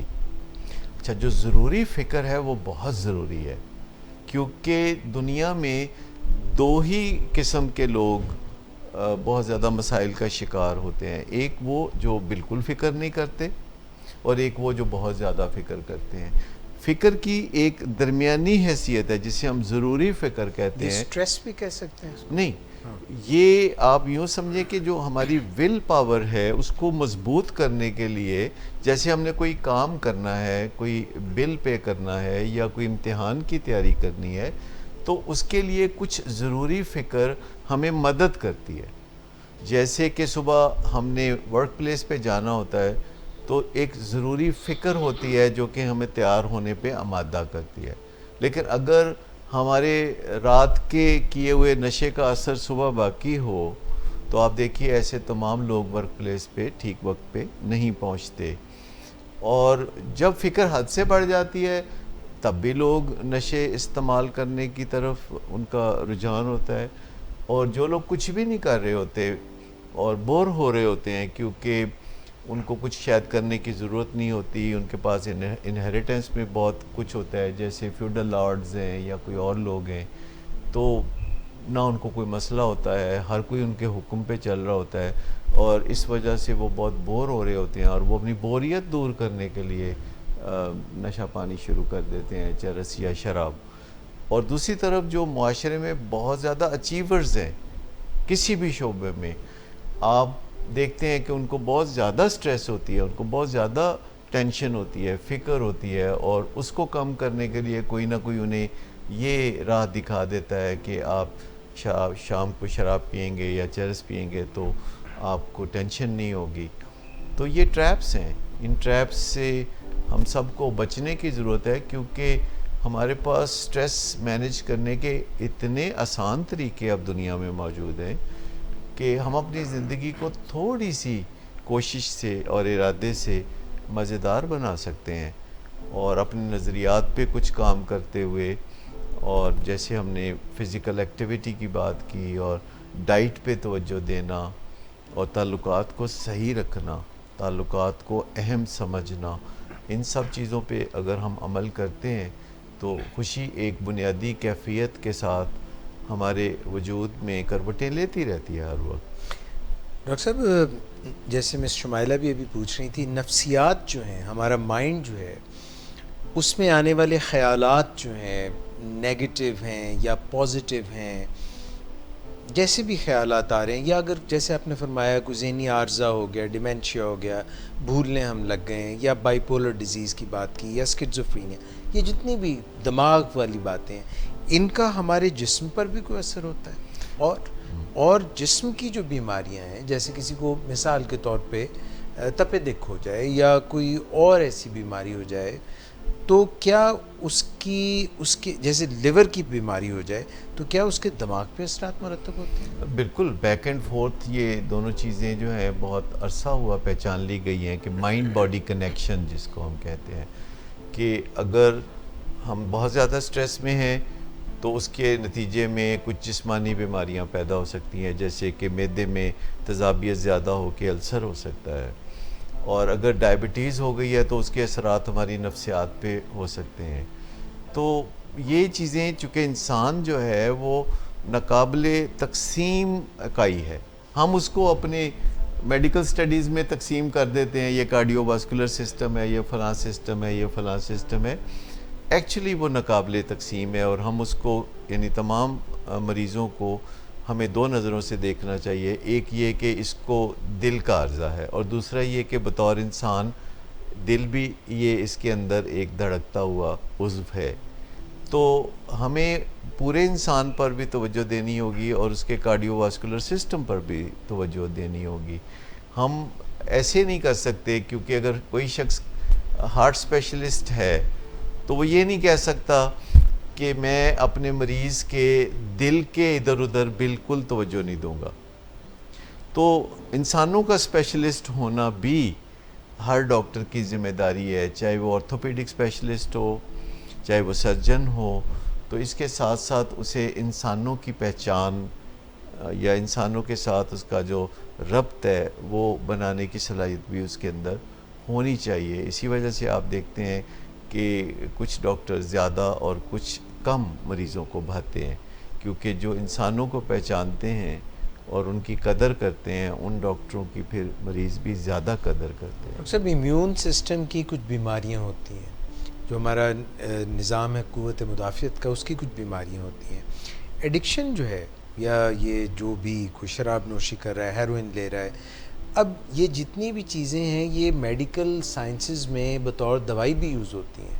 مثال کے طور پہ درد کش دوائیاں جو ہیں جس میں کہ اوپیم سے، افیم سے نکلی ہوئی جو چیزیں ہیں، بعد میں جب یہ استعمال کی جاتی ہیں پھر کچھ ڈاکٹرز ہیں وہ ایسی دوائیاں یوز کرنے لگ جاتے ہیں، انجیکشنز یوز کرنے لگ جاتے ہیں جن پہ وہ ایڈکٹ ہو جاتے ہیں. یہ جو کنیکٹ ہے اور پھر یہ جو بدلتی ہوئی سماجی صورتحال ہے، سٹریس کی آپ بات کر رہے تھے، فائنینشیل سٹریسز ہیں، ریلیشن شپ سٹریسز ہیں، کام کاج انسان کم کرتے ہیں، نیند نہیں آتی ہے، یہ پل پاپنگ کرتے ہیں رات کو سونے کے لیے، انگزائٹی کم کرنے کے لیے، اس پہ بھی ذرا روشنی ڈالیں. دیکھیے سمپل سا رول ہے کہ نارکوٹکس ہے یا کوئی بھی دوا اگر حتمی ضرورت ہے اور استعمال کی جائے گی تو اس سے ایڈکشن کبھی نہیں ہوگی. مجھے یاد ہے 70s میں ہر مریض جس کا کوئی بھی آپریشن ہونا ہوتا تھا اس کو مورفین کی ایک ڈوز آپریشن سے ایک دن قبل ملا کرتی تھی. تمام مریض جن کو ہارٹ اٹیک ہوتا تھا ان کو پہلی جو دوا ملتی تھی ہسپتالوں میں وہ مورفین ہوتی تھی. اور اسی طرح جب زچگی کے لیے بھی اس کا استعمال بہت زیادہ کسی زمانے میں ہوتا تھا، پھر ایسا وقت آیا کہ ایسے لوگوں نے مورفین استعمال کرنی شروع کر دی یا اوپیم ڈیریویٹیوز کہ جن کو کچھ بھی نہیں تھا، تو انہوں نے یہ بلا کو بلا وجہ گلے لگایا تاکہ وہ لطف اٹھائیں. لیکن آج بھی میں آپ کو بتاؤں کہ WHO کی طرف سے اوپیم کیپسول تمام کینسر کے مریضوں کے لیے دستیاب ہوتے ہیں، جو مفت میں یا بہت کم قیمت میں ان کو ملتے ہیں. لیکن کینسر کے مریض ان کو استعمال کرنے سے اجتناب کرتے ہیں کیونکہ اوپیم کے ساتھ ایک سٹگما لگا ہوا ہے. تو میں آپ کو بتاؤں کہ جو سٹگما ہوتا ہے سائنس اس چیز کو نہیں مانتی. سائنس دیکھتی ہے کہ کہاں کون سی چیز انڈیکیٹڈ ہے. لیکن آپ کسی کینسر کے مریض کو بھی اوپیم ایڈوائز کر کے دیکھیں تو وہ بہت ریپلسیو ہوگا. اس کے گھر والے نہیں چاہیں گے کہ وہ استعمال کریں، اور مریض تڑپتا ہو تو کوئی فرق نہیں ان کے لیے. لیکن اوپیم کا جو معجزانہ استعمال ہے ایسے مریضوں میں اس سے وہ مانتے نہیں ہیں.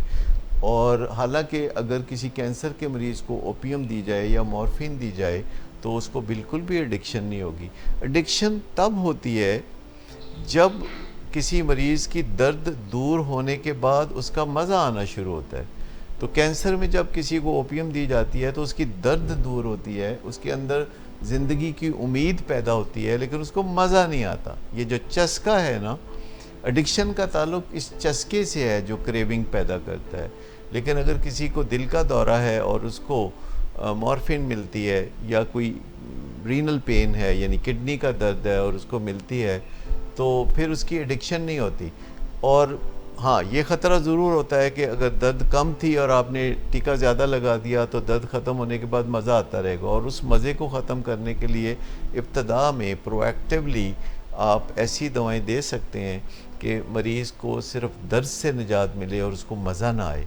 کیونکہ یہ ڈاکٹر کی ذمہ داری ہے کہ جب بھی وہ کسی کو ٹرینکلائزر دیتا ہے یا نارکوٹک دیتا ہے تو اس میں پہلے پریمپٹیولی وقت سے پہلے ایسی دوائیں موجود ہیں جنہیں ہم میجر ٹرینکلائزرز کہتے ہیں کہ کوئی نہ کوئی میجر ٹرینکلائزر اس کو ساتھ دیا جائے تو اس کی درد بھی اور افیکٹولی ٹھیک ہوگی اور اس کو مزہ بھی بالکل نہیں آئے گا، اور ایڈکشن کا فینومینا جو ہے وہ بھی ٹریگر نہیں ہوگا. کیونکہ مزے کا بہت گہرا تعلق ہوتا ہے ایڈکشن سے. ایون کھانے پینے والی چیزوں میں مثال کے طور پر اگر آپ کو کھیر کھلائی جائے، آپ نے زندگی میں پہلی دفعہ کھائی ہو اور اس میں کوئی ایسی چیز بھی ڈالی ہو کہ جس سے اس کا مزہ کرکرا ہو تو آپ دوبارہ نہیں کھانا چاہیں گے. لیکن کھیر جو آپ کھائیں گے اس سے جو آپ کو کیلوریز ملیں گی وہ بہرحال ملیں گی. جو اس میں چکنائی اور کاربوہائیڈریٹس اور دیگر چیزیں ہیں وہ تو آپ کے جسم کو تقویت دیں گی، وہ توانائی آپ کو دیں گی. تو دواؤں کا استعمال بعض اوقات دیکھنے میں آیا ہے کہ یہ جوڈیشس نہیں رہا، کہ جن لوگوں کو ضرورت ہوتی ہے وہ نہ کرتے رہتے ہیں، اور جن لوگوں کو ضرورت نہیں ہوتی وہ ان کے پیچھے لپک رہے ہوتے ہیں، بھاگ رہے ہوتے ہیں. اور دنیا میں پچھلے 100 سال میں جہاں اور بہت بہتری آئی ہیں، تو یہ بہت بدتری آئی ہے کہ انسانوں نے خود اپنی ذات پہ بھروسہ کرنا چھوڑ دیا ہے اور منشیات پہ بھروسہ کرنا شروع کر دیا. وہی بات کہ مزہ آتا ہے، چسکا جو ہے بہت ہوتا ہے، تو وہ آج کل چل بھی رہے ہیں نا کہ رولتے گئے ہیں پر چسپ بڑھیا ہے. اصل میں ہمارے ڈاکٹرز کو بھی اس معاملے میں جو اسپیشلی ایمرجنسیز میں کام کرتے ہیں، کیونکہ چاہیے کہ وہ خیال رکھیں گے، کیونکہ نیلبن لوگ جو ہے وہ بہت لگاتے ہیں. چھوٹی سی پین ہوگی تو پیشنٹ بھی خود آگے کہتا ہے، ایسا پیشنٹ جو بالکل پڑھا لکھا بھی نہیں ہے اسے بھی پتہ ہوگا نیلبن لگانا ہے. تو اس معاملے میں ہوتا ہی ہے کہ یہ پین کی پرسیپشن کو کم کرتے ہیں، اس سے پھر مزہ آتا ہے. پھر مریض کہتا ہے کہ اور مجھے اور جب پین ختم ہو جاتی ہے اور جو نارکوٹک دیا گیا ہے جب اس کا اثر چلتا رہتا ہے تو ایڈکشن یہاں سے جنم لیتی ہے. لیکن اگر ایسی دوا ساتھ دے دی جائے جیسے کہ میجر ٹرینکلائزر، کوئی بھی لارجیکٹل ہو سکتا ہے، سیرینس ہو سکتی ہے اسمال ڈوز میں، تو آپ یوں سمجھیں کہ وہ جو درد تو ختم ہوگی پر مزہ نہیں آئے گا. اور ڈاکٹر کی بنیادی ذمہ داری ہے کہ وہ مریضوں کے تحفظ کو گارنٹیڈ کرے. اور ٹرینکلائزرز کا استعمال جو خواتین میں خاص طور پر بہت پایا جاتا ہے، پرس میں خواتین ٹرینکلائزر ساتھ رکھتی ہیں کہ کوئی بھی ٹینشن ہو تو ایک گولی نکال دی کے تو پہلے ڈاکٹر نہیں ہوتی ہے، پر ڈاکٹر نے یہ نہیں کہا ہوتا کہ آپ اسے پل پاپنگ کریں. ڈاکٹر بعض اوقات بتانے میں شاید کوتاہی کرتا ہوگا کہ یہ آپ نے کتنے دن استعمال کرنی ہے دوا، لیکن اگر ڈاکٹر بتائے بھی تو ہمارے اندر یہ جو ایلیمنٹ ہے نا، مینوں سارا پتہ ہے. یہ جو ایلیمنٹ ہے انسانوں کو کافی خوار کرتا ہے کہ کسی بھی معاملے میں یہ جو کانفیڈنس ہے کہ جی مینوں سارا پتہ ہے، تو اس کانفیڈنس سے پرہیز کرنے کی ضرورت ہے. جب آپ کو کوئی پروفیشنل ہدایت دیتا ہے تو اس کو ریلیجسلی فالو کرنے کی ضرورت ہے. سر یہ ہم یہاں پر دوران کاؤنسلنگ بھی یہ چیز نوٹ کرتے ہیں کہ وہ فیملیز بھی سم ٹائم اس بارے میں کافی زیادہ ریزسٹنس ان کی طرف سے آ رہی ہوتی ہے کہ وہ سمجھ رہے ہوتے ہیں جو ہمیں پتہ ہے، جو ہم ڈیزائن کر رہے ہیں ہمارے لوڈ ون کے لیے، آپ بھی اسی کو فالو کریں. تو یہ وہ جو آپ نے کہا نا کہ اندر ایک ڈاکٹر سب کے ہے. اس میں ایک اور پہلو میں نے پیشنٹس میں اور فیملیز میں بہت زیادہ دیکھا ہے. ہمارے ذہن میں یہ ایک بڑا راسخ تصور ہے کہ ہر چیز کی ایک بگننگ ہوتی ہے اور ہر چیز کی پھر ایک اینڈ ہوتی ہے. لیکن جب ہم انہیں بتاتے ہیں کہ یہ ڈائبٹیز ہے، اس میں آپ نے 7 days a week آپ نے ایک ریچول پہ چلنا ہے اور پرہیز کرنا ہے، وہ چیٹ ڈے کا جو تصور ان کے ذہن میں ہے یا اتنے دن کرنے کے بعد پھر ہم فارغ ہیں، جیسے ایون یونیورسٹی اسٹوڈنٹ سمجھتے ہیں کہ پڑھائی کا تعلق اس وقت تک ہے جب تک کہ آپ یونیورسٹی میں ہیں. جو ہی آپ یونیورسٹی سے فارغ ہیں تو بہت خوشیاں مناتے ہیں اس بات کی کہ چلو تعلیم کا کام تمام ہوا. اور اب ایسا تصور دنیا میں نہیں ہے. اب یہ سمجھا جاتا ہے کہ جو یونیورسٹی میں آپ کو تعلیم ملتی ہے it's only a beginning point. اور اسی طرح جب کوئی پرہیز بتایا جاتا ہے یا کوئی ورزش بتائی جاتی ہے یا کہا جاتا ہے کہ تعلقات کو صحیح رکھیں، تو مریضوں کے ذہن میں بہرحال یہ ہوتا ہے کہ کتنے دن، وہ کوئی اینڈ ڈیٹ چاہتے ہیں، وہ انڈیفینٹ پیریڈ کے لیے اپنی زندگی کو بہتر بنانے کا تہیہ نہیں کرتے. اور یہ جو پہلو ہے انٹینسو لائف سٹائل چینج کا جس پہ ہم آج بنیادی بات کر رہے ہیں، یہ ہمارے ملک میں اور بھی امپورٹنٹ ہے کیونکہ ہم ایک ترقی پذیر ملک ہیں اور ہمارے ہاں میڈیکل کیئر کا معیار بھی کوئی بہت اونچے درجے کا نہیں ہے اور سستا نہیں ہے. تو جب ہم ایک چیز افورڈ ہی نہیں کر سکتے، جیسے یو کے کے لوگ اور امریکہ کے لوگ بیماریاں افورڈ کر سکتے ہیں ماشاءاللہ، ان کے پاس انفراسٹرکچر بھی ہے، ان کے پاس سرمایہ بھی ہے، وہ بیمار ہونا افورڈ کر سکتے ہیں، تو ہم لوگ تو افورڈ بھی نہیں کر سکتے. یعنی علاج بہت مہنگے ہیں اور ہمارے یہاں پہ لوگوں کا ذرائع آمدنی جو بڑے محدود ہیں، تو اس میں بہتر یہی ہے کہ بیمار ہونے کا قصد نہ کیا جائے. اور یہ جب میں اکثر بات کرتا ہوں تو کہتے ہیں بندہ سی اپنی مرضی نال بیمار ہوتے ہیں. تو میں آپ کو بتا رہا ہوں کہ کافی ہمارا ہاتھ ہوتا ہے. سر وہ جو ایک رسپانسبلٹی ہے وہ اگر آپ نہیں لیتے اپنی تو آئندہ آنے والے دنوں میں آپ بیماری سے میں مبتلا ہوں گے. سر میں یہ جو لائف سٹائل کی آپ نے بات کی ہے اور یہ کہا کہ کرونک النیسز یا پرائمری النیسز کے لیے مینڈیٹری ہے, تو عام لوگوں کے لیے کیا یہ لازمی نہیں ہوگا؟ کیا یہ ان کو بھی اپنی لائف میں جن کے ساتھ کوئی بیماری ہے نہیں ہے اس وقت, ان کے لیے بھی یہ لائف سٹائل لازمی نہیں ہے؟ پرو ایکٹیولی یہ کام جس کی طرف آپ اشارہ کر رہی ہیں, اس کا تو کوئی جواب ہی نہیں ہے. یہ تو بہترین چیز ہے کیونکہ اسٹچ ان ٹائم سیوز 9. تو میں تو اس چیز کا بڑا قائل ہوں کہ اگر آپ بر وقت کوئی کام کرنا شروع کر دیتے ہیں تو ایک تو وہ تقریباً آسان ہوتا ہے, دوسرا وہ آپ کی عادت کا حصہ بن جاتا ہے. تو آپ نیچرل فلو کے تحت وہ کرتے ہیں, آپ کو ول پاور استعمال نہیں کرنی پڑتی, جس کا مطلب ہے کہ آپ کی ول پاور بچی رہتی ہے, اور جو ول پاور بچی رہتی ہے وہ جمع ہوتی رہتی ہے, وہ آپ کے کام آتی ہے. اور اگر آپ روزانہ کچھ کام ایک طے شدہ ڈسپلن کے تحت کرتے ہیں تو کچھ دنوں کے بعد آپ کو واضح طور پر محسوس ہوگا کہ آپ کی ول پاور پہلے کی نسبت بڑھ گئی ہے, اور بڑھی ہوئی ول پاور آپ کا بہت بڑا اثاثہ ہے. تو یہ ایسٹ بیونڈ مینز نہیں ہے کہ آپ کو اس کے بارے میں کوئی فکر ہو کہ نیپ پکڑ لے گی آپ. امپورٹنٹ یہی ہوتا ہے کہ جب آپ کو کچھ نہیں ہے پھر آپ کیا کرتے ہیں. جب کچھ ہو گیا اس وقت تو لوگ کہتے ہیں کہ چلیں اب تو کرنا ہی پڑے گا. پری جو ہے وہ بہت سے لوگ تو بیماری آنے کے بعد بھی کئی سال انتظار کرتے ہیں, پتہ نہیں کس چیز کا انتظار کرتے ہیں, اور کچھ لوگ تو ہمیشہ ڈینائل میں رہتے ہیں, اور وہ بنیادی ڈینائل یہ ہے کہ مجھے آخر ایسا ہوا تو کیوں ہوا. اور حالانکہ ہم میں سے کسی کے ساتھ کوئی وعدہ نہیں کیا گیا کہ زندگی میں ہمارے ساتھ کیا ہوگا. پھر بھی جب بھی ہمارے ساتھ کوئی کرائسس ہوتا ہے تو ہم بہت زیادہ رنجیدہ ہو جاتے ہیں, بہت زیادہ ریزینٹ کرتے ہیں.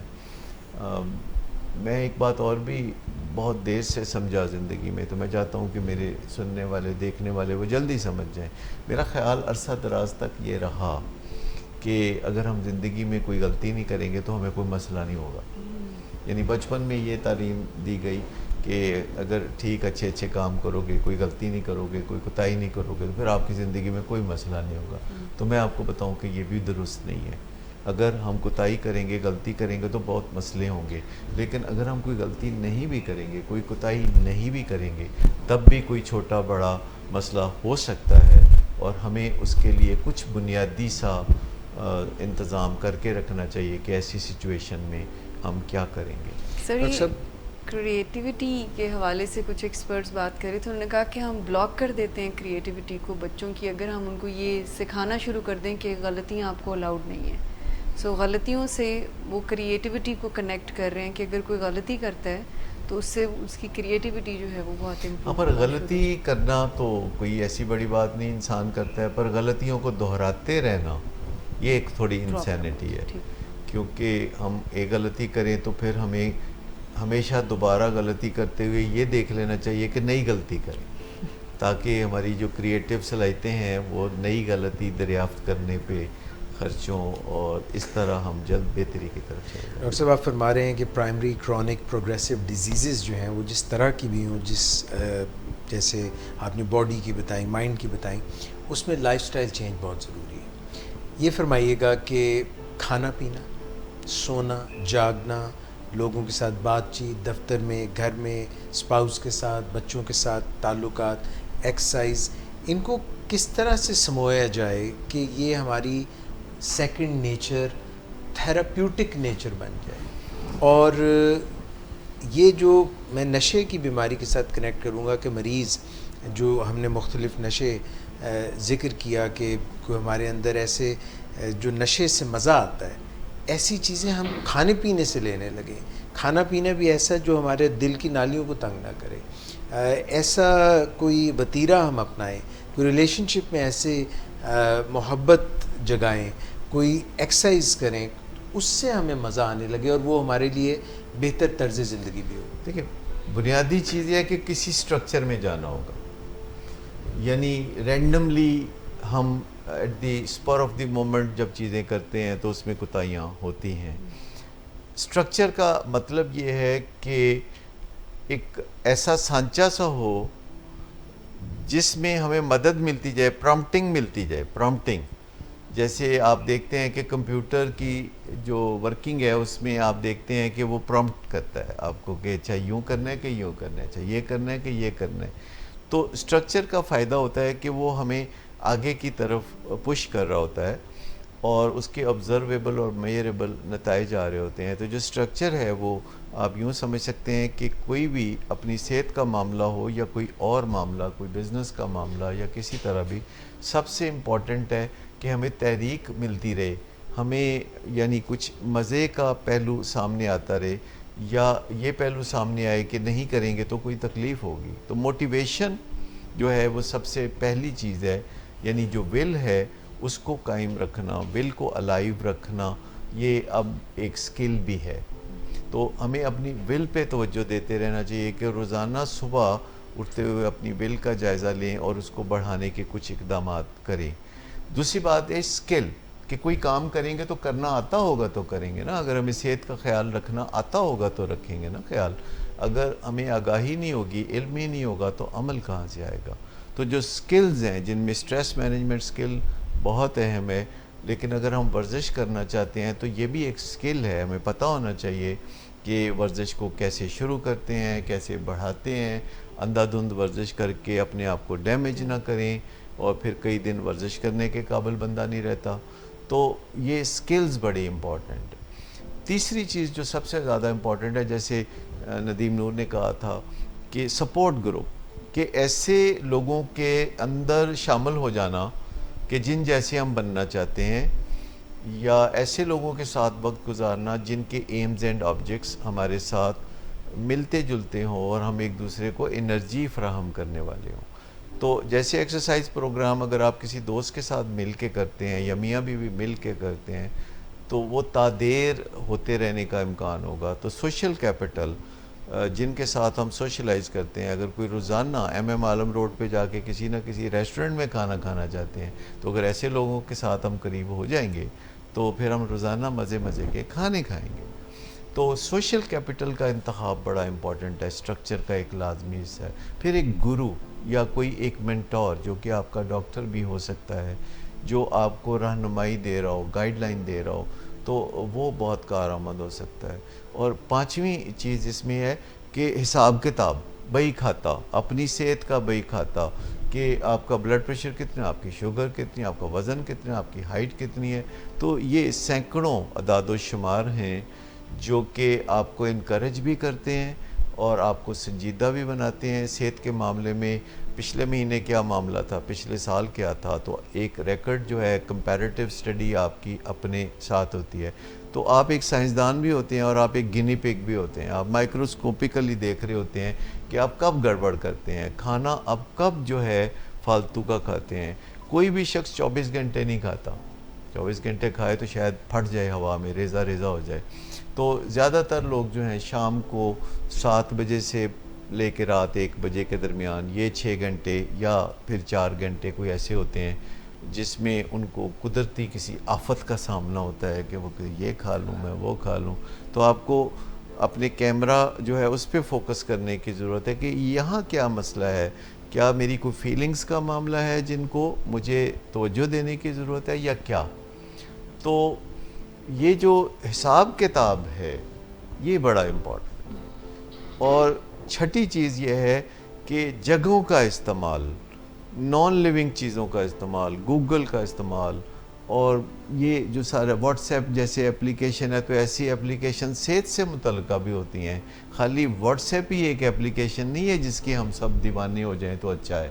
تو اس کے علاوہ بھی بہت اپلیکیشنز ہیں جو ہماری زندگی کو بہت سنوار سکتی ہیں، مزیدار بنا سکتی ہیں. Not taking any thing away from what's app, یہ مجھے بھی بہت پسند ہے. اس سے بہت مفت میں آپ لانگ ڈسٹینس کالیں کرتے ہیں اور آپ پیغامات وصول کرتے ہیں اور دوسروں تک پہنچاتے ہیں.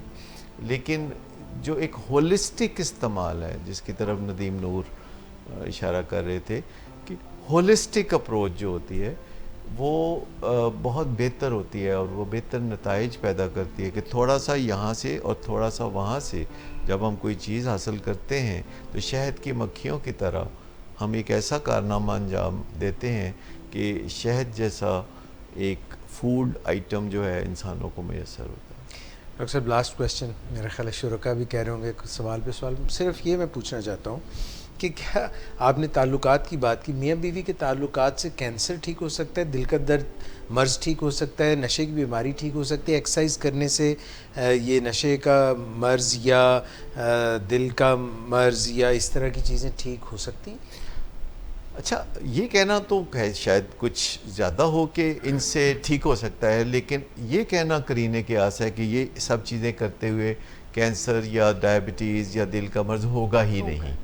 لیکن جب ایک دفعہ کینسر ہو جاتا ہے تو آپ کو ایک پراپر علاج میں جانے کی ضرورت ہوتی ہے، اور اس میں جب آپ فزیکلی ایکٹیو ہوتے ہیں یا لڑائی جھگڑے نہیں کرتے یا آپ کھانے پینے میں احتیاط کرتے ہیں جیسے کہ ڈائبٹیز میں، تو میں سمجھتا ہوں اس کے فوائد تو بہت ہوتے ہیں.